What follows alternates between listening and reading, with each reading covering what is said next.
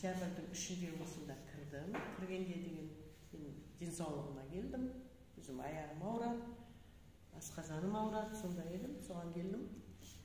Өзім алғасын енді жан-жағыма айтпаймын, сіңіліме айтып, сіңіліме бір чудо чайдан алып бердім.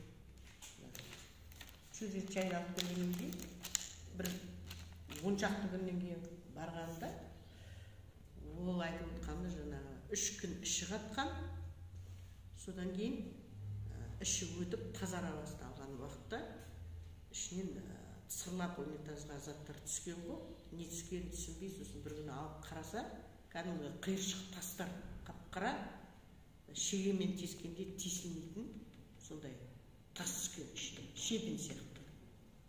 Сосын тазарғаннан кейін іші тартылып, шамалы беті освежаться етіп, шашы желкесінен төбесіне дейін қарайды. Кәдімгі аппақ көңілсін шашы. Төбесіне дейін қап-қара, мына жағынан бастап.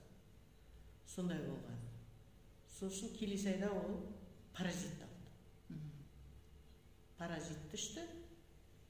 Паразиттен кейін көзі қышып, күн сағына қыши бергесін, алып, көзін уқалап, қышығанын бастапты, бетіп уқалай берген ғой, бір уақытта ұшына кететін, ішкі жақ ұшына. Сосын орамалымды суладым да, ұшымен қағып қалғанда, кәдімгі құрт шықты дейді, глиста сияқты. Ол қорқып, балдар көріп қалады деп, езіп ұстапты, сүгіретке түсіріп алу керек еді. Сондай результат болды онда. Сосын қазір ол жеңіл тұрамын дейді, бұрын орнынан тұра алмай тоңқаңдап, жаңағы жүре алмай таяқ сүйен, жамбасы кіртілдеп сөйтіне, сол бір 20 күнге бармай, басында шай ішкеннің өзінде. Ол жамбасын кіртілдегені басылды дейді.